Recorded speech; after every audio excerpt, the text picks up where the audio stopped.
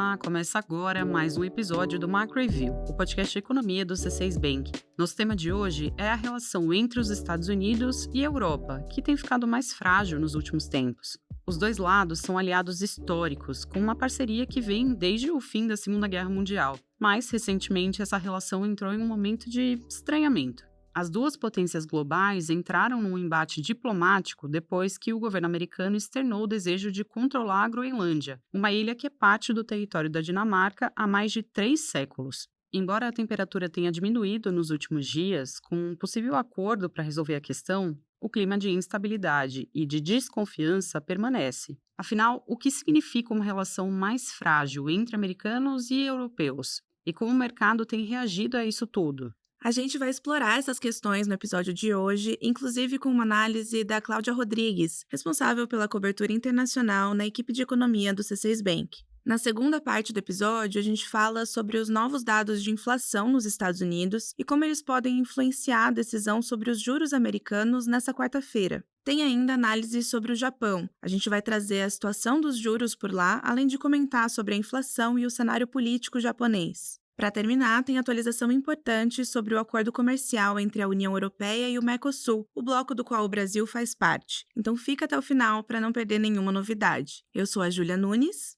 E eu sou a Bianca Alvarenga, e hoje é 26 de janeiro de 2026. Vamos lá?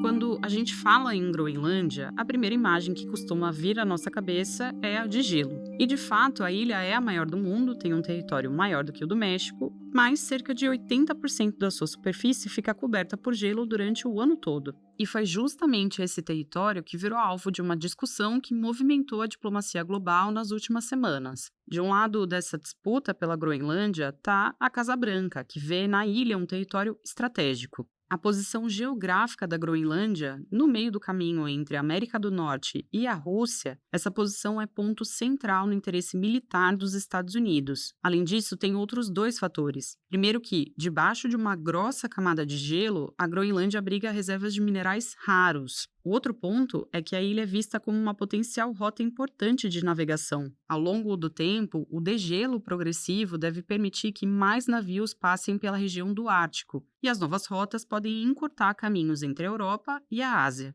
Agora, passando para o outro lado da disputa, a gente tem a Dinamarca, que na verdade tenta preservar um território que está sob seu controle desde 1721. E junto com a Dinamarca estão os países europeus, em especial os que fazem parte da OTAN, uma aliança militar que engloba 32 países da Europa e da América do Norte. Olha, o desejo do presidente americano Donald Trump de controlar a Groenlândia não é novo. O que aumentou a tensão mais recentemente foi ele sinalizar que não estava descartada a possibilidade dos Estados Unidos usarem sua força militar contra os europeus, que até então eram seus aliados de primeira ordem e, inclusive, são seus parceiros dentro da OTAN. Mas, dias depois, o Trump realmente descartou essa possibilidade em um discurso no Fórum Econômico Mundial em Davos. A partir daí, um acordo começou a ser costurado para resolver a questão, o que colocou panos quentes no embate. A gente não tem ainda detalhes do que está sendo discutido nesse acordo, mas é possível que os termos incluam, por exemplo, a cessão de partes da Groenlândia para a construção de instalações militares americanas.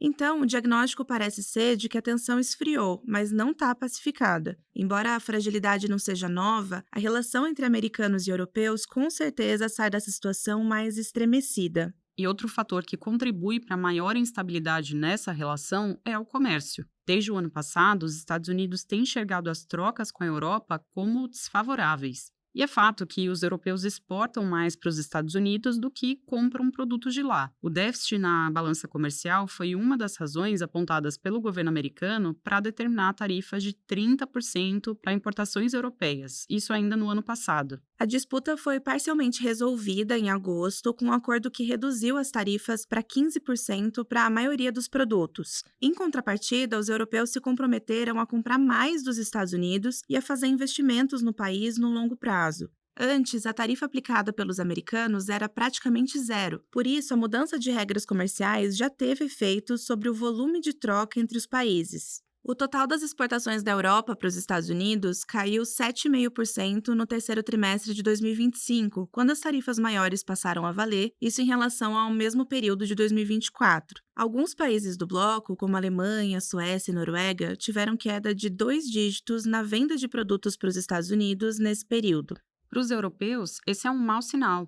Os americanos são os maiores parceiros comerciais da União Europeia. É para lá que eles vendem boa parte dos seus medicamentos, automóveis e máquinas. E é dos Estados Unidos que vem, por exemplo, quase 1/3 do gás natural que abastece a Europa. Desde que a Rússia invadiu a Ucrânia e os europeus retaliaram, deixando de comprar combustível russo, os Estados Unidos ganharam peso no fornecimento de energia para a Europa. Por tudo isso, uma piora na relação com os Estados Unidos representa o que pode ser chamado de perde-perde para os europeus e para os americanos. E o que preocupa é que os próximos capítulos desse impasse ainda estão em aberto. E justamente por não saber se essa relação tende a melhorar ou se os riscos ainda podem crescer, é que muitos investidores estão tentando escapar da confusão. E como isso se traduz? Nas últimas semanas, a gente viu grande volatilidade nos ativos financeiros. O DXY, que é o índice que acompanha a variação do dólar frente a outras moedas fortes, ele recuou quase 1%, e o próprio euro chegou a cair um pouco também. Então hoje a gente recebe a Cláudia Rodrigues, que é responsável pela cobertura internacional aqui na equipe de economia do C6 Bank. A Cláudia tem sido figurinha carimbada aqui no podcast, porque de fato as notícias lá fora estão muito intensas ultimamente.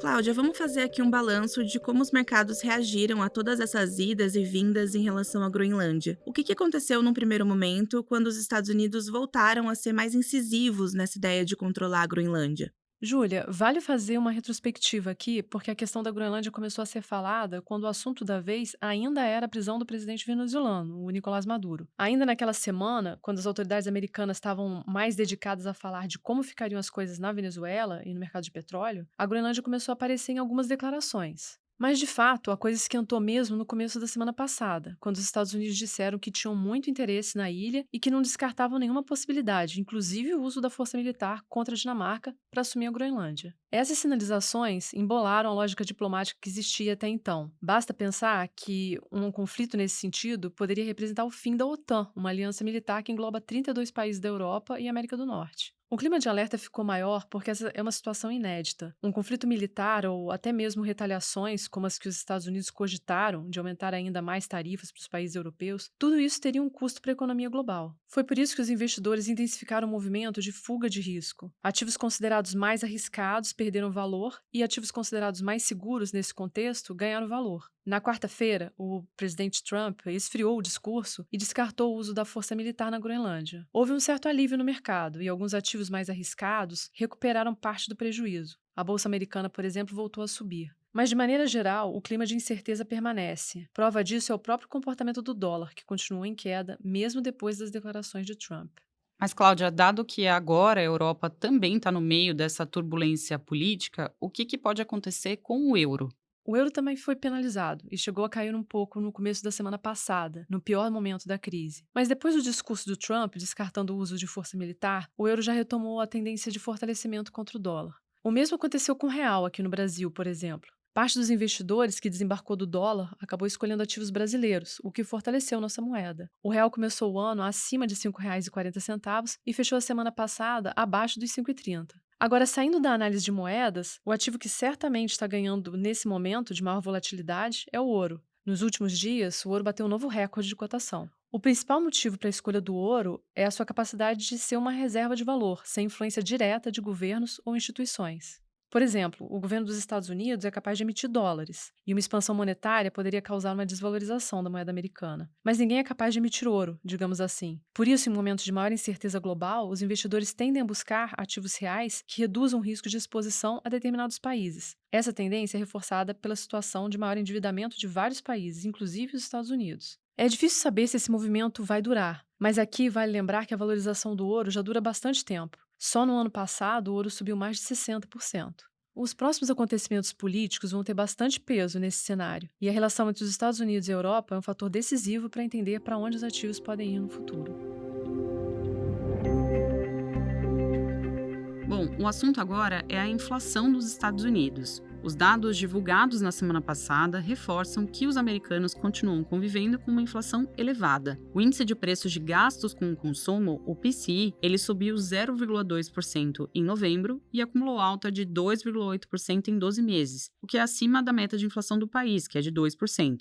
Mesmo se a gente excluir alimentos e energia, que são itens com preços mais voláteis, o núcleo do PCE também ficou em 2,8%, que é o sinal de que a pressão inflacionária nos Estados Unidos vai além dessas oscilações pontuais. Desde a pandemia de coronavírus, a inflação americana se mantém persistentemente acima da meta. Houve sim uma desaceleração depois do pico daquele período, mas o índice ainda não retornou ao patamar desejado pelo Banco Central dos Estados Unidos. Nos últimos meses, os dados até sugerem um ritmo mais moderado de alta da inflação, mas há dúvidas sobre esses números recentes. Isso porque a paralisação parcial de serviços do governo americano entre outubro e novembro do ano passado, lembra? Ela afetou a coleta e a divulgação de alguns indicadores econômicos por lá. Então, diante de todo esse quadro e das últimas sinalizações do Federal Reserve sobre o rumo dos juros, o mais provável é que o Banco Central americano decida não cortar os juros na reunião que acontece nesta semana.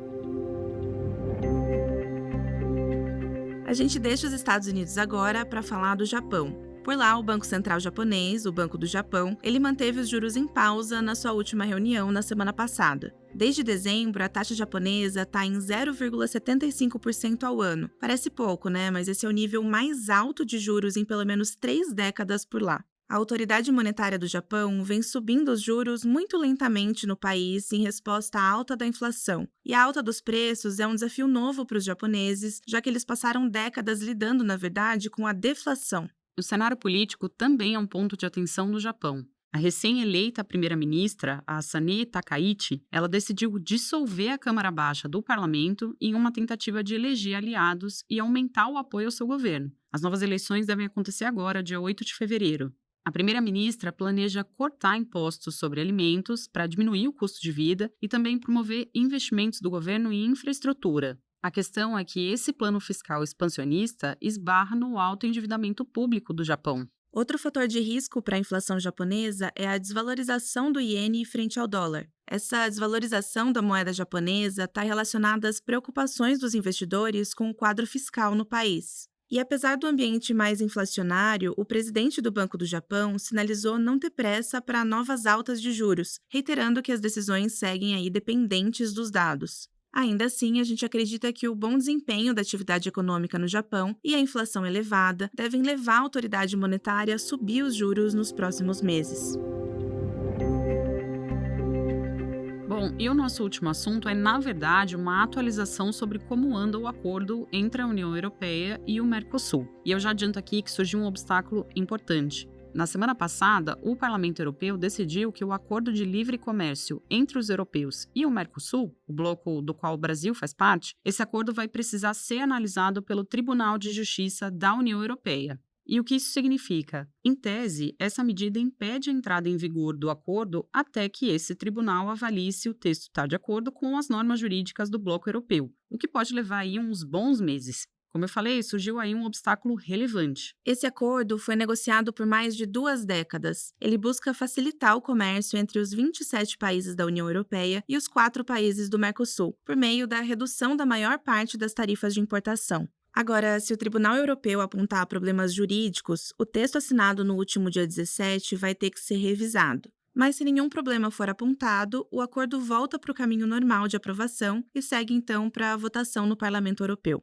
Enquanto esse Tribunal Europeu avalia o texto, continua no radar a possibilidade de uma aplicação provisória do acordo, mas a medida enfrenta divergências, em especial da França. Eu lembro aqui que a França e a Irlanda são os principais países que estão contra o acordo, justamente por temer a concorrência de produtos do Mercosul. Eles ainda podem atuar para atrasar ou dificultar o avanço das medidas. No último episódio aqui do Macro Review, a gente até tinha falado que essa decisão no Tribunal Europeu era mesmo uma pedra no caminho, né? O podcast da semana passada traz todos os detalhes sobre o acordo entre a União Europeia e o Mercosul e quais os possíveis impactos para o Brasil. Vale a pena voltar aqui e ouvir. Hora da nossa agenda. Eu compartilho agora os dados econômicos que a nossa equipe acompanha nos próximos dias. Na terça-feira, o IBGE divulga o IPCA 15 de janeiro. A gente projeta uma alta de aproximadamente 0,2% na inflação e essa alta deve ser puxada pelo grupo de alimentação no domicílio. Aí, na quarta-feira, dia 28, o Copom divulga sua decisão de política monetária e vai decidir para onde vão os juros aqui no Brasil. A gente espera que a taxa Selic fique estável em 15%. Lembrando que a nossa expectativa é que o corte de juros aqui no Brasil comece só em março, mas vai ser importante acompanhar a comunicação do Copom na reunião dessa semana. Também na quarta-feira tem decisão de juros do Fed, o Banco Central Americano. Como a gente falou aqui mais cedo, a expectativa é que o Fed também mantenha os juros estáveis nessa reunião. Na sexta-feira, o IBGE publica a PNAD de dezembro. A gente espera que a taxa de desemprego brasileira tenha encerrado o ano em 5,1%, no menor patamar de toda a série histórica. E para terminar a semana, ainda na sexta-feira, também tem divulgação do PIB do quarto trimestre da zona do euro. A expectativa é que a economia europeia tenha crescido acima do potencial em 2025, puxada aí pelo bom desempenho do setor de serviços. E com isso a gente encerra mais um episódio. O meu muito obrigada para você que ficou comigo e com a Bianca até aqui. Se você gostou do episódio de hoje, que tal avaliar nosso podcast? Quantas estrelas esse episódio mereceu, hein? Quem faz parte da equipe econômica do C6 Bank são o Felipe Salles, a Cláudia Moreno, a Cláudia Rodrigues, o Elisé Jacob e o Felipe Mack. A produção e o roteiro são desse time junto comigo, Bianca Alvarenga, e com a Júlia Nunes. A edição de som e a gravação ficaram com a Marina Kubiak e a divulgação nas redes sociais é da Sabrina Munhoz. Lembrando que você pode seguir o Macro Review, nossa plataforma favorita de podcasts. Assim, quando a gente publicar um novo episódio, você vai ser notificado. É bom para quem quer ficar por dentro da economia e para quem quer conhecer uma visão original dos fatos econômicos. Uma boa semana para você e até a próxima!